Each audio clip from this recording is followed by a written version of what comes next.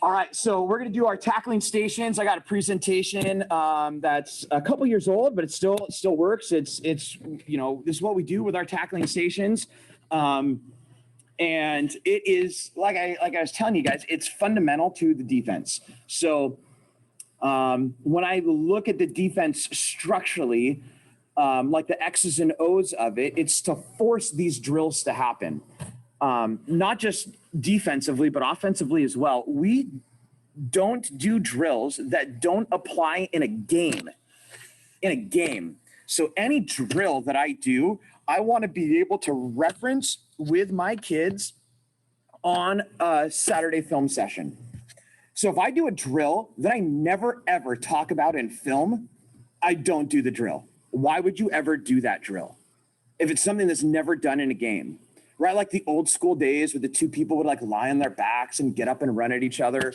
Like I don't see that happen. So I'm going to practice the stuff that's done. And then the tackling stations becomes the language of our defense. So like we literally talk on the field about know your blade drill.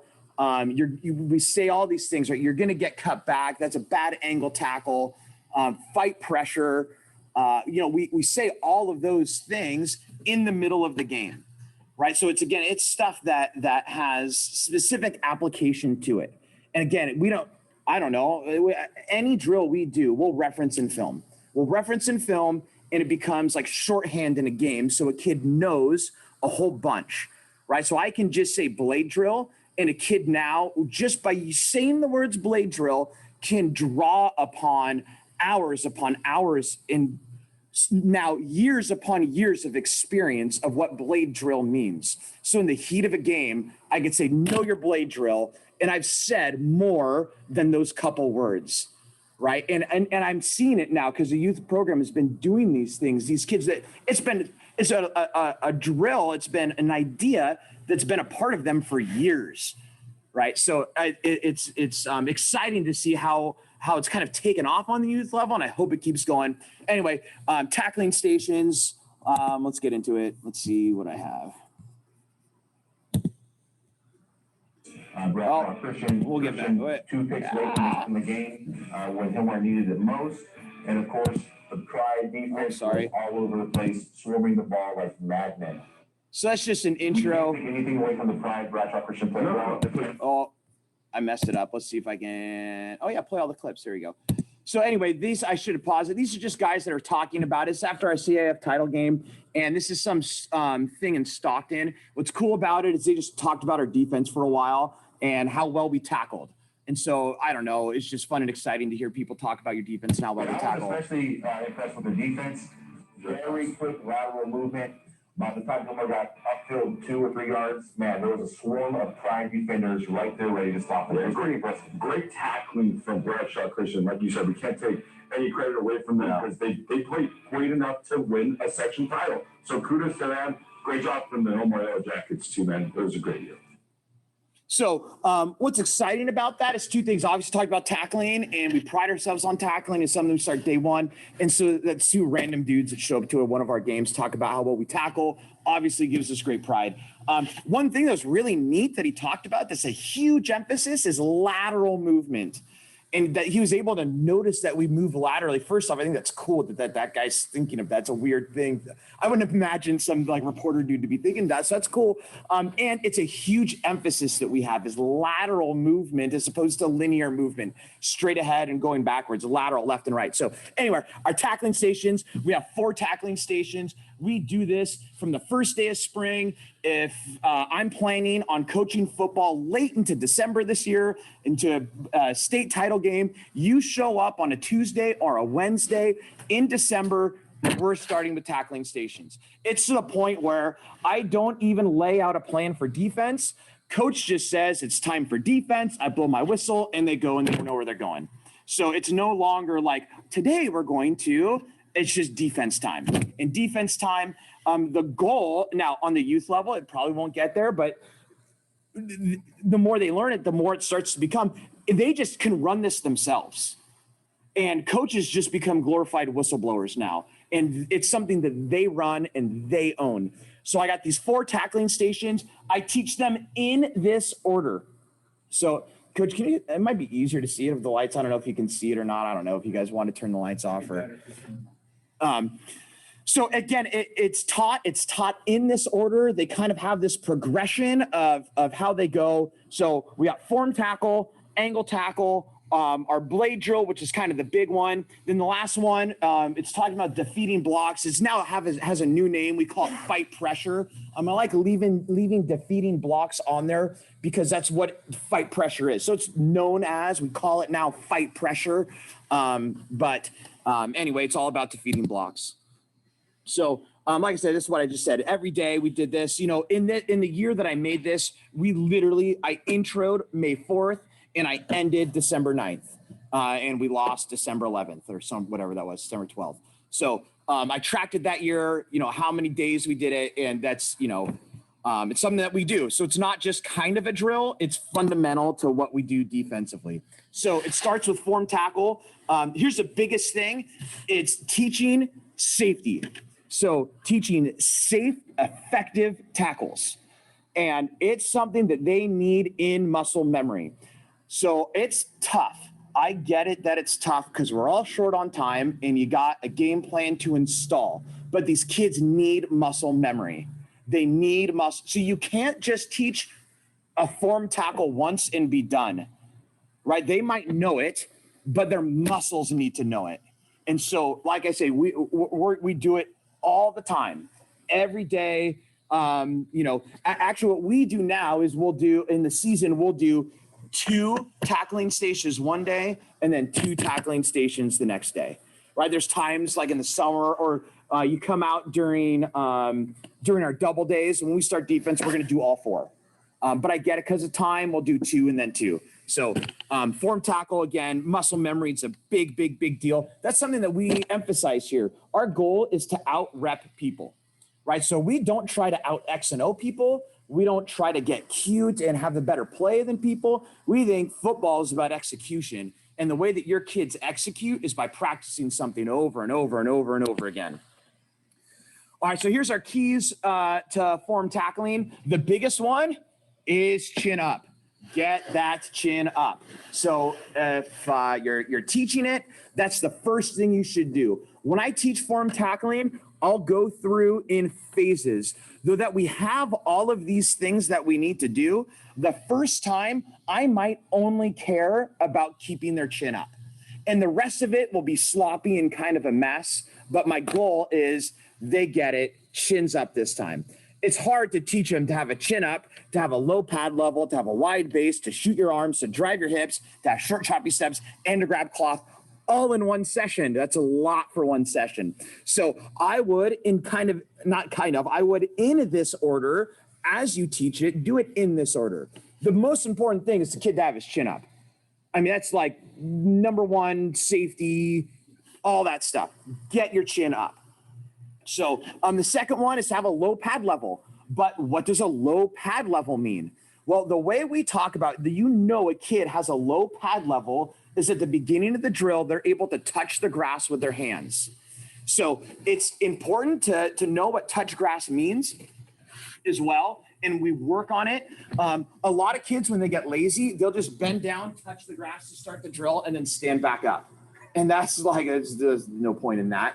So when we talk about having a low pad level and touching grass, it's good and memorable, silly for the kids. We say you have to have a big butt and a big chest. So we tell them, stick your butt out there as far as you can. We did these tackling stations with the youth and our youth. I need to film that thing. Next year, I'm going to film our kids coaching the youth because the kids did it, right? And so it's fun with the little kids because they get a big butt, big chest. They go, right? I think it's silly. And we tell them, stick your butt out as far as you can. So they just sit there and stick their butt out as far as they can, right? You get them to wiggle their butt around. And then we say, okay, that's a big butt, but a little chest. You need to have a big butt and a big chest. So if you can have a big butt and a big chest and touch the grass at the same time, then you're in a spot to tackle. So we don't sit there and yell at them, stay low, stay low, stay low, because what does low mean? We tell them your hand should be touching the grass while you have a big butt and a big chest. A wide base, the coaching point for a wide base. Again, what does wide mean? You got to give them something objective. We put them on a line. and the tackling station is on a line, and we tell them that their feet have to stay on either side of the line. Now, they should have more width than just the painted line. They'll do that naturally though, right? You don't want their feet to run in together, right? So you don't need like a big board. You don't need that. Just put them on a line. Lines are already there. If you don't have lines, throw some cones out there, have something there, something objective that they could touch. Again, that's something too, that if you have that there, you don't need to coach it very much, right? Because it's there, right? Like the cones are coaching it for you, or the line is coaching it for you, right? You don't need to sit there, and sometimes the painted line, actually, they can forget about. So it might even be good to throw cone, like something physical in there, that if they are wrong, they'll know they're wrong, right? They step on a cone, they see the cone moving. So when it comes to shooting your arms, Coach, if you could stand up, we talk about shooting your arms is not giving them a hug, right? So that's another funny one, right? It's not your girlfriend. You don't want to hug them. You want to shoot your arms. And we could tell that you're going to shoot their arms because your arms will be in between their body and their arm, right? So it's going to be in here, in here. So this we don't want. We want it in here. So that's what we emphasize, shooting their arms. Again, they'll try to like come wide with them, right? So shoot your arms. Also, I don't know, maybe kids will get it. It's like pulling a gun, right? You want to do this, right? You want to shoot them quickly. Also, when you shoot your arms, you're going to get fumbles that way. So we don't necessarily say go try to hit the ball, but by shooting your arms, you're going to hit the ball. I mean, we tell them that concept and explain it to them, but we're not actively saying, go get the ball. What are we saying? Get good form tackle. Think about your form tackle. Driving your hips. What happens when you drive your hips is you got to have them stay in that big butt, big chest relationship, right? So if they somehow have a little, what happens usually is their chest goes down, right? So they have a little chest and then their hips won't drive into it. If you keep that big chest, you can be thinking about it's like doing a squat or a clean, right? You can't do a squat or a clean with your chest pointed towards the ground. You'll tumble over, right? So if you keep that big chest, it's going to drive their hips through it. And then short choppy steps, right? We don't want big, long steps. You want short, little choppy steps. I talk about how there's ways, again, objectively, you can tell that they're doing it correctly. You can hear a good form tackle, right? You can hear their feet, right? So if you have big, long, lumbering steps, you can't hear it. You should be able to hear good form tackle. And you should tear up the grass, right? So you should talk about, oh man, the groundskeeper hates me around here. He hates form tackle. You should tear up the grass as you're doing it. And then oftentimes, so once we're pretty good at it, we'll put a coach back behind the drill, looking to see if someone's got to grab onto their shirt, grabbing cloth. So, and then I got film here of what it looks like. So this is us coaching it. We try to get no more than 4 or 5 in a line. 5 in a line starts to push it. So what's great about this is if you're low on coaches, it's still okay. Right? They're just all going to run it. So you'll see times where I'll take 2 lines or I'll take 3 lines or, we're working, right? I mean, it's like you might not have a bunch of people out there, but I don't want to do form tackling with 1 giant line. 5 max. 5 max. I'm to the point now, lines are 3 or 4, to be honest with you. And I can coach 2 lines if I need to. I need kids to get reps. So the way we do this is with whistles. So there's 3 whistles. Here's the first thing that we try to do is we try to focus on the transition. In all of these drills, we want the kids to start the drill. So I don't want to sit there and tell them, guys, can we please start? Can you please touch the grass? They know in every drill we do, there's actually 3 people in the drill. There's not 2 people in the drill, there's 3. The guy getting tackled, the guy tackling, and the guy who needs to get set. And we say that this guy's in the drill right when he starts to tackle, meaning he needs to get up there and get set right away. So right when I give the whistle to finish that last group, the next guy's up and ready to go. Right? So we don't want to sit there and say, okay, next guy up. Never, ever, ever say they just need to learn that transition's coming. So 3 whistles. First whistle is they chop their feet. So you can see them chopping their feet and staying still. All that does is put them to the test to see if they can stay low while they're moving. What oftentimes happens when you do that first whistle, they'll stand straight up. So you can see that's a pretty good group of staying low while they chop their feet. So the first whistle is they chop their feet. The second whistle is when they engage their tackle. And then the third whistle stops. You can see I've got them on the lines, trying to keep a wide base. I don't know where in the teaching process I am in this, right? Like, I don't know what I'm emphasizing in there, but you can see that's what we do. We have one coach with a whistle. Ideally, we have one coach with a whistle running the whole thing, and then coaches at each individual line. That's the ideal perfection. I've literally done this with just me, and I'm the only one, and I'll just take a line at a time, kind of looking around as we go. Yeah. So my third whistle's a lot quicker than the varsity level. Is that okay at our lower levels? So here's the thing about all of these tackling stations here. We do, I shot it here with pads. We do them with no pads. So these drills are as violent as you want them to be. And that's done with intention. So you can have it so that last whistle is super fast. Yeah. You can, we got to the point we're pretty good right now. To be honest with you, I'm excited about our group, and the kids are pretty experienced. And so now, if you came and watch us now, I have these ball carriers fighting hard, right? So the first time you do it, they're just like trash cans. They just stand there and just get hit and they do nothing. But again, you can control the aggression. And so in all of these drills, the amount of impact and aggression is 100% controlled by the coaches. So it's great because you don't have to sit there and worry, is someone going to get hurt, right? We're not going to line them up 20 yards, tell them to run at each other and smash their heads together. That's not, those days are done. It's not productive, to be honest with you. I really emphasize the grabbing cloth, and then I ask for eyes to the sky. Eyes to the sky, it's great. And then I hit that. That's even better than chins up. I'm going to steal that from you, right? It's something objective, right? Like, what does chin up mean? That's pretty vague. Up. What does up? What's up? Well, can you see the sky? There you go. That's a great one. It's a great specific thing. So again, we'll start this with their nose. We'll do it with shields, without pads, and their nose literally touches the shield, right? So as they get pads, the most impact I'll give them is like a yard. I'll tell them to step back a yard, and I'll tell the ball carrier to lean into them. So we get a violent. I don't want violence more than a yard. And it doesn't happen that often on the field. You'll be surprised. You really watch football. The only time that there's like 7-10 yard violent hits are ones that get flagged these days, right? A lot of the violence happens in tight quarters. And so that's what we try to replicate. That said, how do you identify full contact at practice? Because with all the new rules and laws right now. Well, full contact that they're talking about is like live.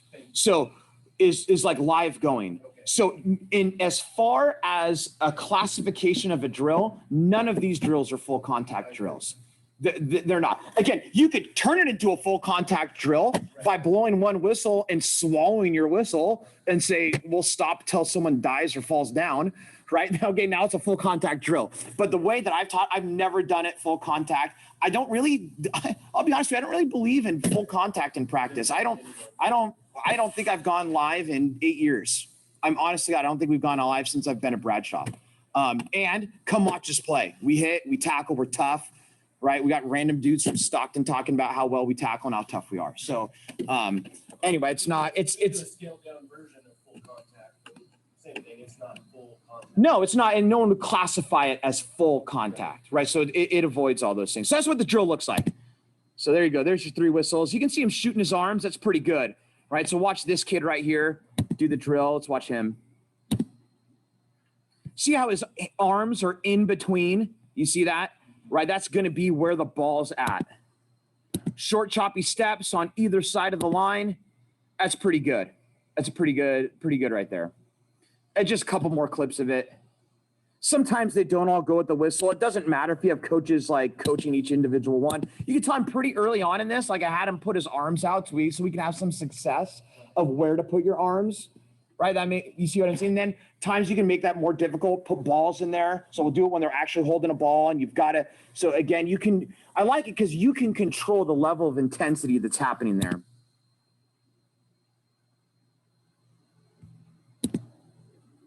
And then normally, oh, that's pretty good right there. Look at the hip extension. That's pretty good.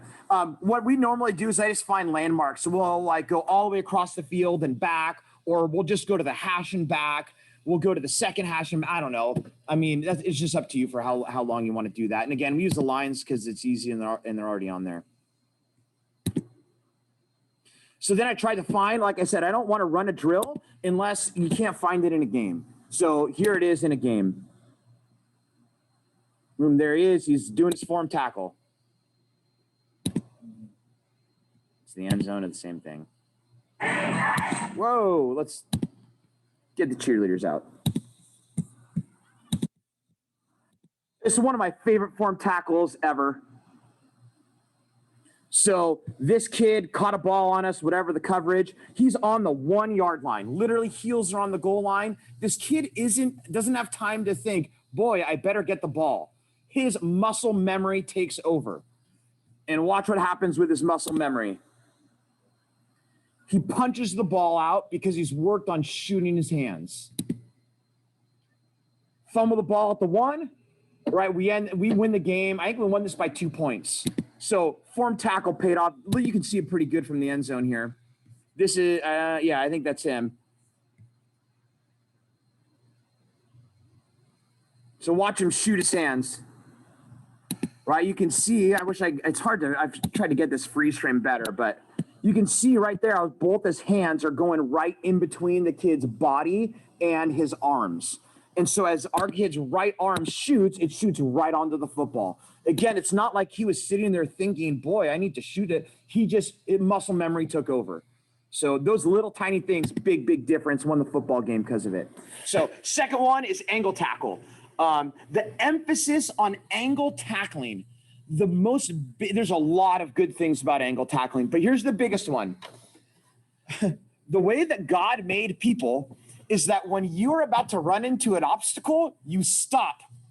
That's how God made us. It's glad he did make us that way as well. Because, right, you'd be hurt if you get to a wall and you accelerated. Yeah.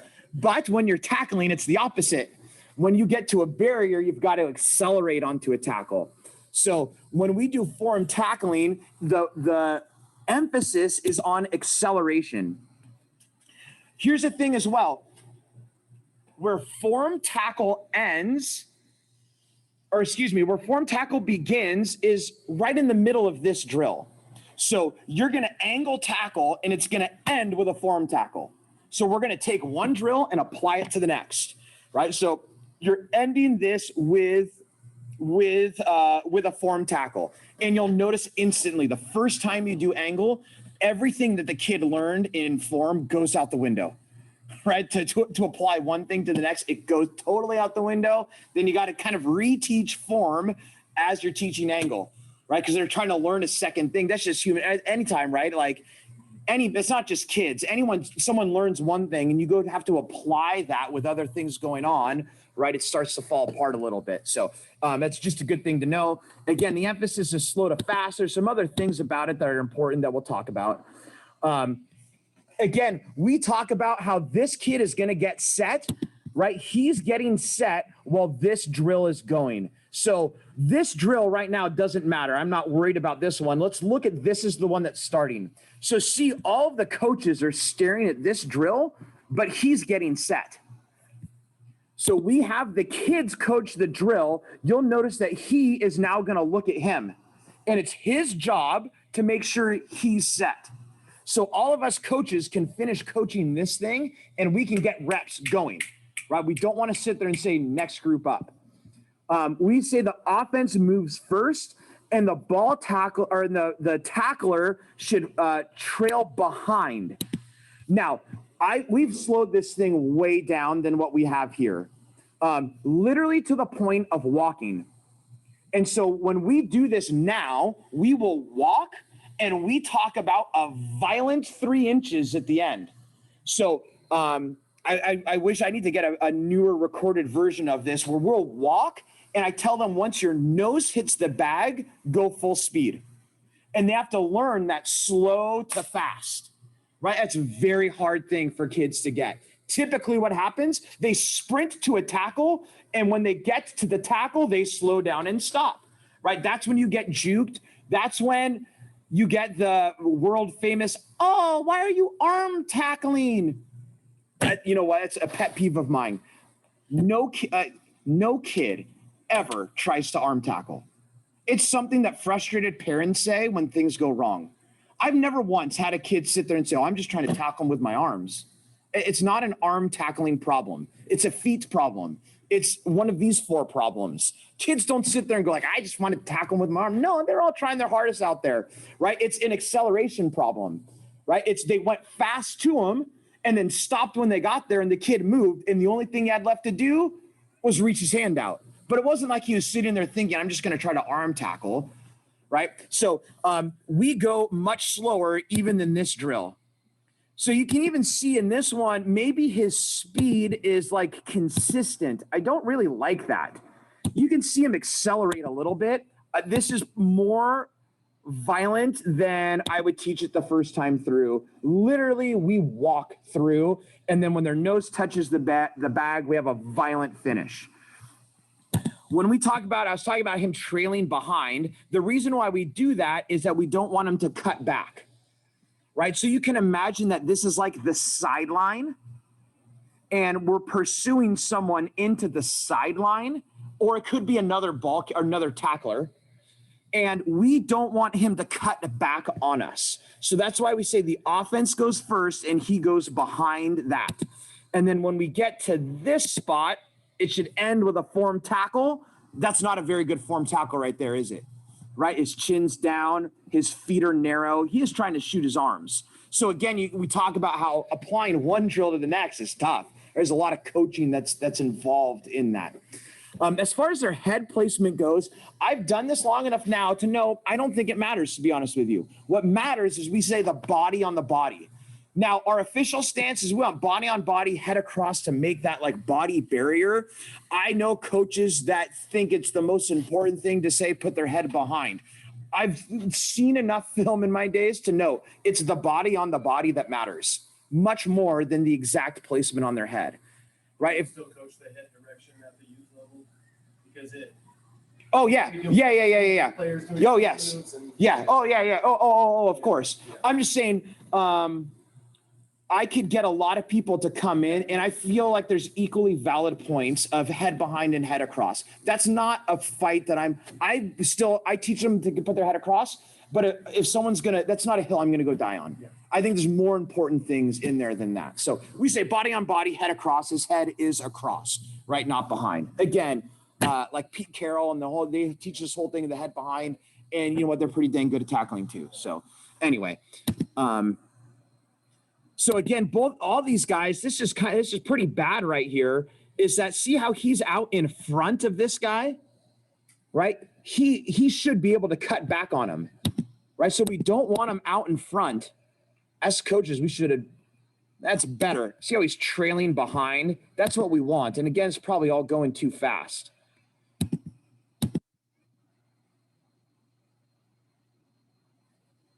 So again, you can see as coaches, we don't like sit there and tell them to start. This was a good one, just with our transitions, right? I don't know if you can see this next kid comes up, and do you know what he tells him right now? Touch the grass. He says, you're not low enough, right? So look at him. He's looking at him saying, dude, you need to get your butt lower and your chest higher, touch the grass. So he doesn't start, and he tells him, touch the grass. Right now, the kid just dropped his butt a little bit lower, right? We try to put that on the kids. Yeah, I would put a whistle at the end, and I've done that right at the end to get them to stop. Right, so like the older kids, they kind of get that we're just working on the emphasis of the thing. I don't know about the start. Maybe you get a whistle to start it. That's totally up to you. Again, my goal is that these kids can run the drill all on their own, and that's whatever level that you can get that to. So, transitions are a huge thing that we try to coach. All right, let's see some angle tackle in the game. And you'll just be able to see how on contact here, this is the key. Because right now we've made contact at like 1.5 yards. This play is still very much up in the air. Very much up in the air. Is he going to fall forward and get 3 or 4? or is he going to be stopped at 1.5 yards, right? And it all comes down to his feet. So again, right, like I love the moms in the stands. Billy, why are you arm tackling? It's not trying to do that. This is my real goal. At someday, I would love to hear some mom yell, Billy, accelerate your feet on contact. That would be awesome. That would be great. Let's get rid of the arm tackle. No kids trying to arm tackle. There you go. You can see the acceleration out of all those guys that when they go make contact, contact doesn't mean stop, right? Contact means accelerate. This is an example of a bad angle tackle, and you'll see it from the end zone. And we'll talk about why this is bad. This is that whole cutback thing. That's a note for the film. So here is his, and this is a coaching point about the breakdown. He's kind of got an angle tackle going here. What you can see is that this kid should be heading to daylight, right? And this is the angle tackle. I should just get rid of this. That's really old. This is where the angle tackle's going. But what this kid does is he gets out in front of the drill. He beats the kid to the cone in the angle and watch the cutback happen. See how he beat him there? Right? That's why we say you got to tackle on the back hip. So if you can stay on the back hip, right, then you're not going to get cut back, right? In the angle drill, we talk about that there's a sideline there. It's not always the sideline. The sideline happened to be, in this case, the free safety, right? That's where the sideline help was. That's where his help was. But he didn't get his angle tackle. His aiming point should be this near hip, not just blindly running at him. And so that's that example of cutback. And that's why we really talk about in that stay trailing behind. Sometimes I think bad film is much better to watch than good film, right? You can see the consequence there's the consequence of taking a bad angle. There you go. Hey, we get to go play goal line at least. Yeah, there we go. All right. Next one is the blade drill. The blade drill now is 2 people doing angle tackle at the same time, but it's more controlled than that. If there's one thing that we emphasize the most, if you're going to hear me talk, I promise you I'll say blade drill at least once every game. And I'll say it, I don't know, what's the over-under on me saying it per practice? 6 times, even if we're not doing the blade drill. So the blade drill is an emphasis on team tackling and understanding leverage. Kids need to know where they are on the field. So I don't do one-on-one tackling outside of form tackle. I don't, because there's rarely a time where it's just him and the one kid on one. Now you might think, well, coach, I can see it's one-on-one. There's not. There's boundaries to this thing, right? Is there ever? I remember, man, I get so frustrated. I remember being in high school, and they would put our whole team together, and we just randomly get paired up with anyone, and there was no boundary to it.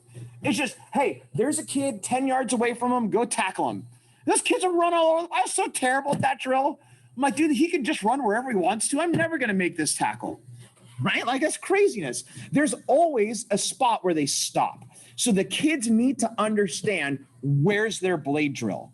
So we'll talk about the blade drill and what it looks like. So, Coach Joe, this is a money drill for the AU. Okay. Yeah. Oh, yeah. And when they get punched up.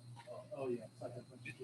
so all game long, I'm yelling, who's your play partner? That's it, right? So he's talking about with the 8, you guys, it's for everyone, right? It's from 8 to 18. We constantly, that you're saying, hey, where's your blade drill? Super, super important. Here's the biggest thing, the biggest points of emphasis. The ball carrier cannot cross your face, and the ball carrier can't split you. So you have 2 rules. Ball carrier can't cross your face. Ball carrier can't split you. A good teaching point is to get your hips together. It ends like this. See how it's 2 guys tackling one? This is the end of a blade drill. So that's the end of a blade drill in a game.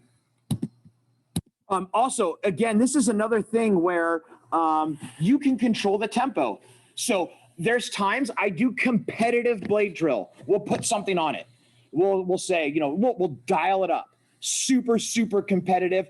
And this is as close. If we're going to go close to live, it's in the blade drill. It's close to live. So there's times I get nervous and I literally run around and I tell all the coaches, everyone put a whistle in your mouth, because if you see a knee about to go, start wailing away, right? But I also have done this with the first time I teach it with freshmen, they won't even touch each other. So it goes from a totally non-contact drill to the most live drill we have in there, and it's all controlled by the coaches. So there's 4 whistles to this thing. The first whistle is just that they start. I didn't do a good job of showing what it looks like. Let's draw it up on here so you guys can see what it would look like. The distance is totally up to you. And I even changed the distances of it. We'll have 2 cones that are the boundary of the ball carrier, 1 cone where the ball carrier is going to start, and then 2 cones where the tacklers will start. So we can say like a tackler there and a tackler there. First off, if you just looked at this, it's angle tackle, right? This is angle tackle. We talk about how an angle tackle, we don't want to beat them to the cone, right? That's the cut back for the touchdown we just saw. So this is angle tackle right here, but then there's another boundary to it and another tackler. All right. And then I'll show it to you on there, but we'll draw it up here. There's 4 whistles. The first whistle is they sprint to the cone. So sprint to the cone, sprint to the cone, sprint to the cone. Our emphasis here, as I talked about with the older kids especially, the most important part of the blade drill is sprinting to the cone. It's the one they think is the least important. But this is where tackles get missed. It's going from full acceleration to breaking down. That's where you miss tackles, right? The famous mom yell at the kid arm tackle is because they don't break down. They just sprint right past it, right? Or they break down poorly and this kid's able to beat their tackle.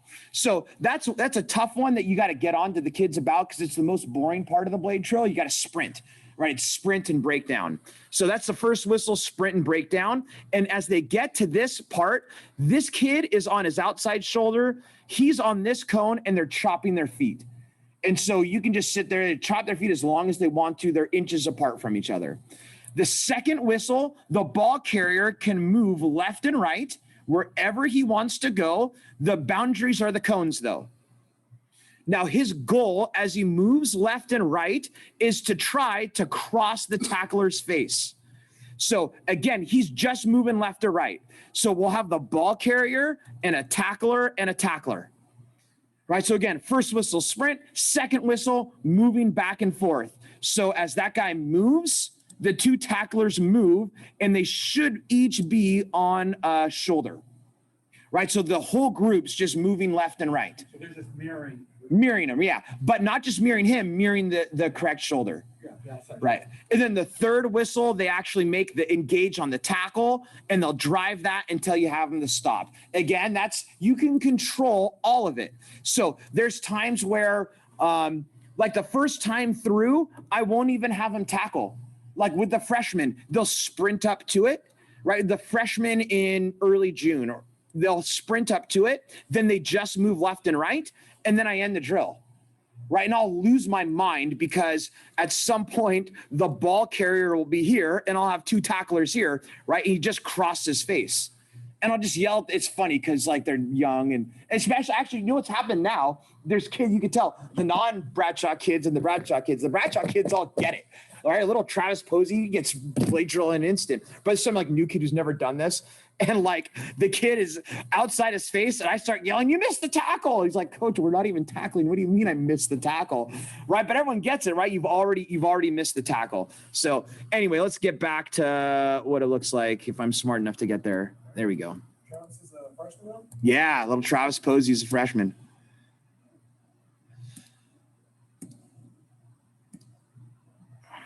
Oh, where'd my little annotations go? Come on. Oh, God. Well, anyway, you can see it here. So they're sprinting up to the line with the first whistle. They chop their feet. You can notice I did this pretty fast in this. So chopped his feet super fast, moving left and right. And then the third whistle, they tackled. And you can see Coach Rickards all upset.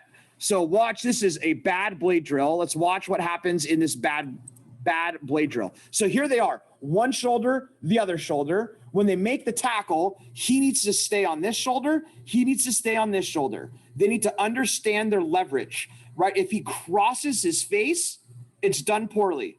So watch what happens. See the face crossing? He just lost the tackle. And watch coach's reaction. Right? He's frustrated, right? We just lost that tackle. Makes him do it again. Sprint. This is super fast. This is, we've got pads on. So this is August for us. They've been doing it all summer. If you went and watched this, we don't do it right now because we're in dead period. Watch this 2 weeks ago when we do it, it'd be much, much, much slower. Left and right. There you go. That's getting better. So now this is what happens is, coach just yelled at me to stay on his shoulder. He did that, but he didn't do the second part. What's the second part? Get your hips together. So we have two goals. You can't let him cross your face. Again, this is the cross your face. You can't let him do that. At the same time, you can't let him do this. Split them. So our teaching point is that their hips have to touch each other. Now, what happens when their hips touch each other? I promise you, as long as they're the same age, any two can tackle any two. If they're varsity players, I'll put my two smallest, weakest against the biggest, baddest D1 kid I have. 2 against 1 with their hips together, they'll make it. And in fact, it teaches them how to tackle. Because when, they think they can't do it, and so then they just let the kids split them. And no, that's not, they have to be perfect. They have to put their hips together. If their hips together, they'll be able to make that tackle every time. So those are the two things in the blade drill that we emphasize. Can't cross your face, have to get your hips together. So you didn't really actually see a good blade drill here. This is an example. You'll do a blade drill anytime, anywhere. This is us doing 7-on-7.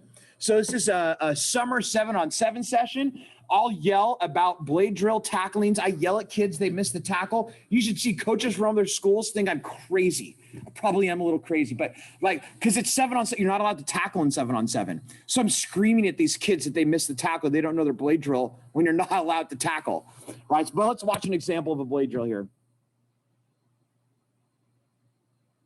There we go. This kid's got the ball. There's our blade drill. He knows he's got to be on the outside shoulder. He's got to be on the inside shoulder. They should sprint, break down, move lateral, and engage together. So again, if you just straight sprint and try to take his head off, right? The old dad yells, just hit somebody, you're going to miss the tackle. You need to sprint, break down, get ready to move left and right. That is excellent. Watch how this blade drill happens here. This part. See, this kid knows his leverage. He knows that he's the left part of the blade drill. Now, when I say he knows it, he's not thinking about it. The kid's just done it a million times. He knows that if that guy goes outside, there's nothing left. And he understands his leverage, and he knows that he doesn't have to just tackle him one-on-one. Here's the thing about the blade drill. He doesn't necessarily need to know if this kid is part of the blade drill. He knows someone is. And guess what? If this kid falls, this kid's part of the blade drill, right? If then that kid's part, it's going to be someone else as a part of the blade drill with him. So he gets that he needs to keep that leverage. Good. You can see how when he forces him back inside, now there's nowhere left to go. Right. I love in 7-on-7 because now, it's a thing to kids will post videos of them juking people in 7-on-7. It's 7-on-7. It's turned so silly. Kids catch the ball and that's all they try to do is make one highlight that they can have. And it's hilarious because with our blade drills, we never end up touching them. We don't end up actually touching them because the kid just runs left and right and left and right and left and right. It's like a joke. Literally, it's 4 seconds of everyone moving left and right, left and right, left and right. If a game that happened, the two of them were going left and right, any kid who's not in the blade drill would absolutely tattoo that kid, right? But literally it happens all the time. So that's just a good example of a blade drill. I also talk about, if we're going to go not live, which hips they should be touching, right? So he knows, you can see where they each touch the kid. All right, let's get it to this last one. He knows that he should touch his outside hip or shoulder, right? I mean, hips is good. He should touch his inside one. All right, so watch how they end this and where they touch. So in 7-on-7, I'll get mad at a kid if they touch him and get him down, but he touches the wrong hip. You missed that tackle, dude. Like, you can tell me whatever 7-on-7 that he's down. It doesn't matter. You missed the tackle. Here's an example of a bad blade drill. So we got to know your blade drill. You need to you can't let him cross your face, and you can't let him split you with whoever's coming your way. Let's watch what happens. Uh-oh. What went wrong? Let's watch the end of that again. Here's his blade drill. Didn't break down very well, right? Didn't keep his leverage. So what happens when kids know a blade drill, it makes them juke-proof. He did not know his blade drill. Right? It's a failure on my part that he didn't get that. Because if this kid jukes inside, should he care? Not really. He's got a ton of help that way. But, he really cared. There you go. Now that took a 2-yard gain into a 12-yard gain. All right, you can see it pretty well in the end zone.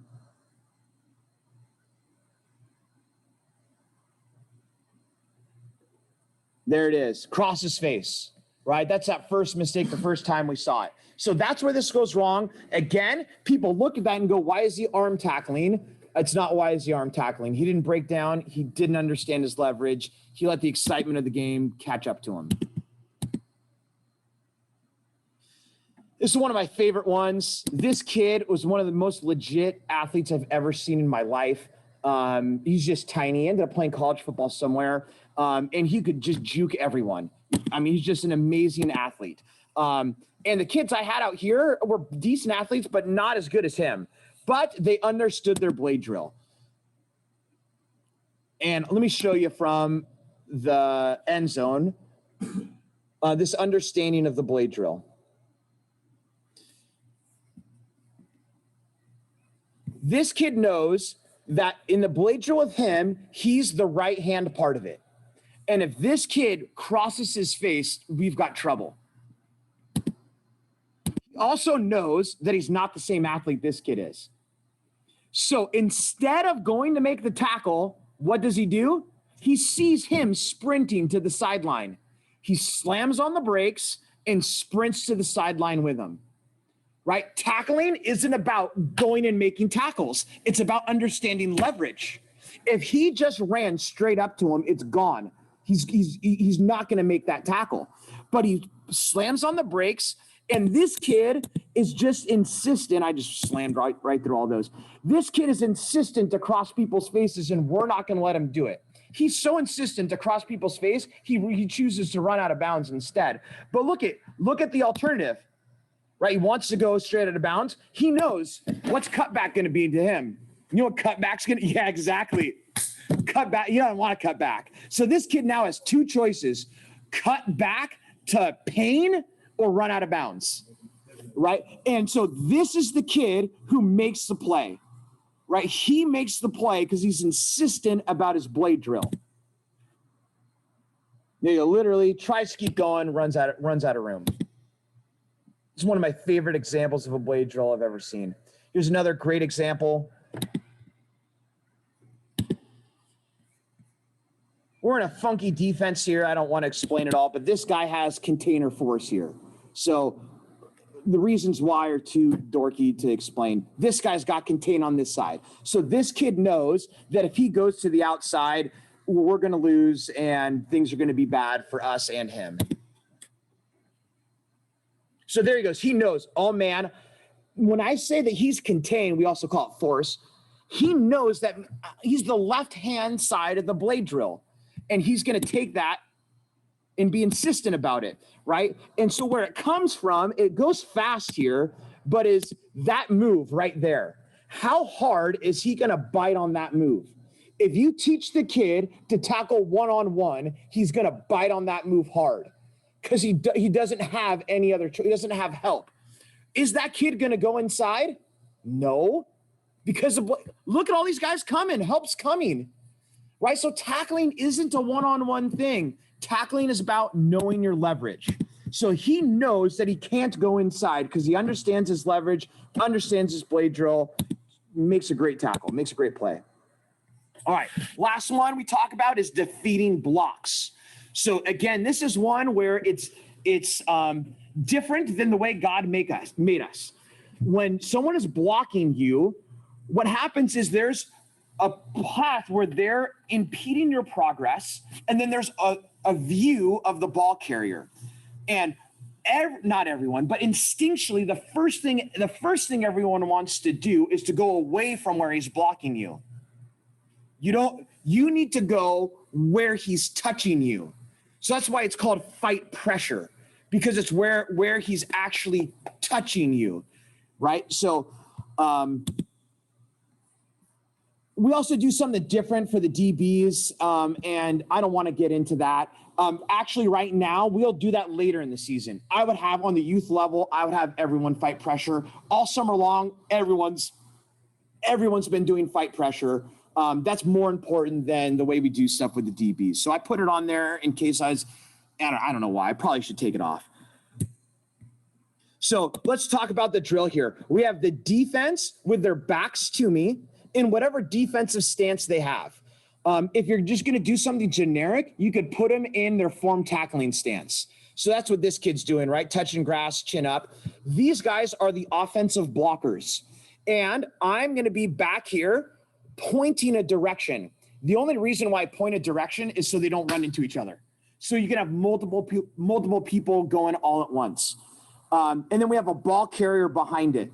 So the offense is going to look at which direction I'm pointing, and then the ball carrier is going to go that direction, and the blocker is going to try to stop him from going that direction.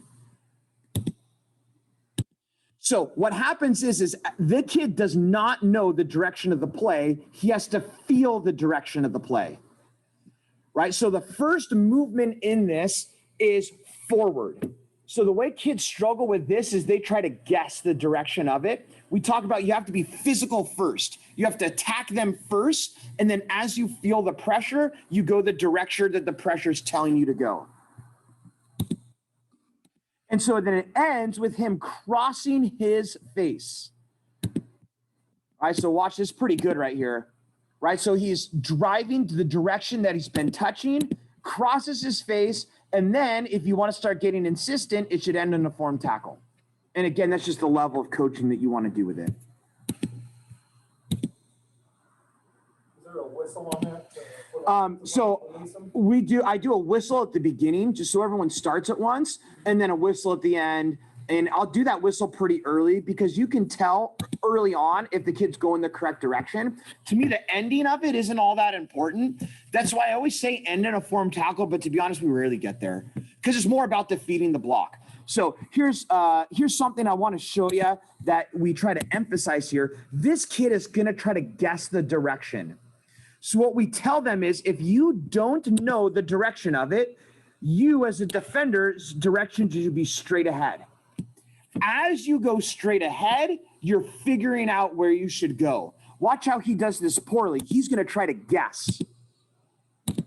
See how he guessed right? Don't guess. If you're unsure, go straight ahead. Because then the coaches tell me, well, what if the kids that we're playing don't block very well? I mean, we get that. They don't put their head in the correct shoulder. Well, then you should drive them straight back until you do. Right? And I promise you, if they're not putting their head in the correct spot of the block, it's not going to be a very good block. And if you drive him straight backwards, you're going to have success. Right? So drive him straight backwards till you know where he's at. Once you know where he's at, then go across. Look, he gets caught too deep. So then the second thing, this is a finer point emphasis of it, but we talk about how you don't get to go across his face until he opens his shoulder.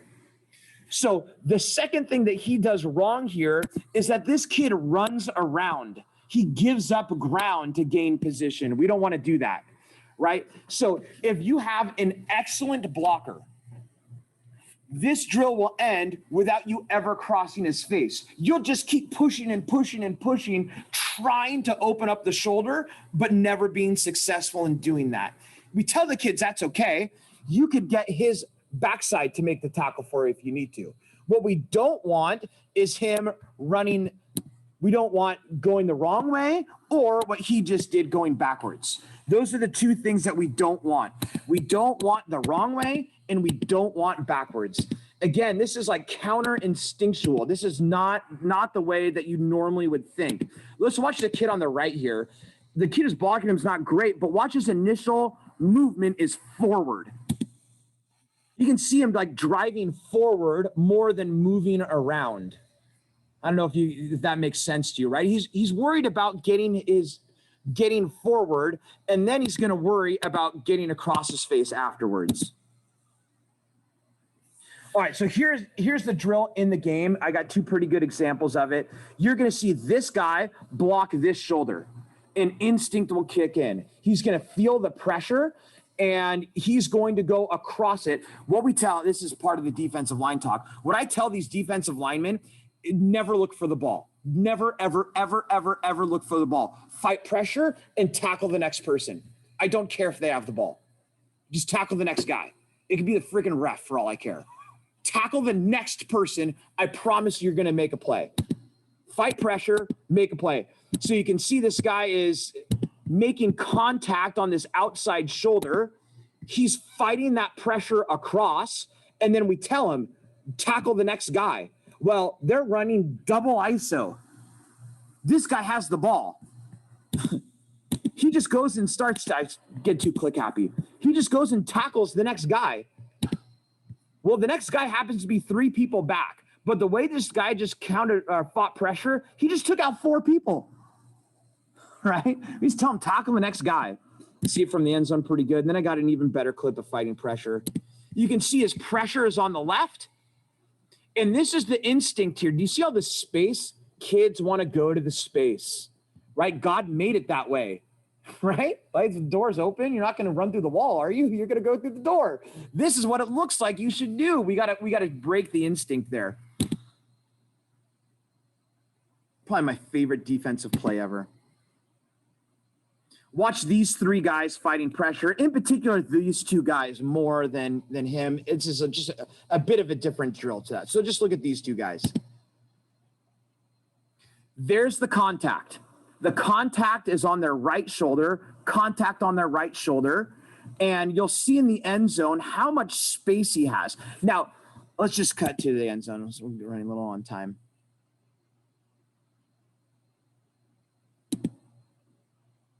Here's the thing with this play. He's touching his shoulder. Everything about my drill is telling him to go this way. Do you know where the ball carrier is right now? He's on his left.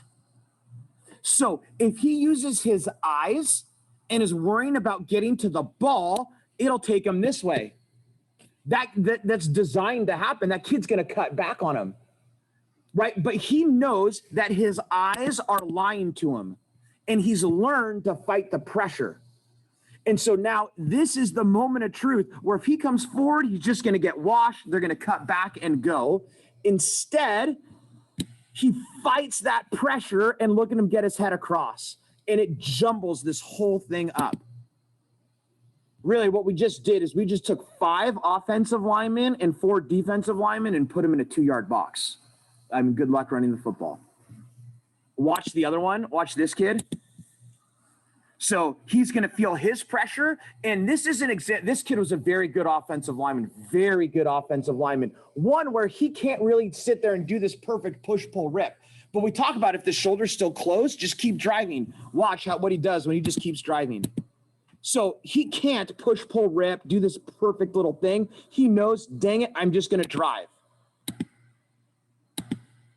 Right? He just drive blocks that guy into the pile, right, and helps close it down. So did he get across his face? No, he didn't, but he fought pressure the right way.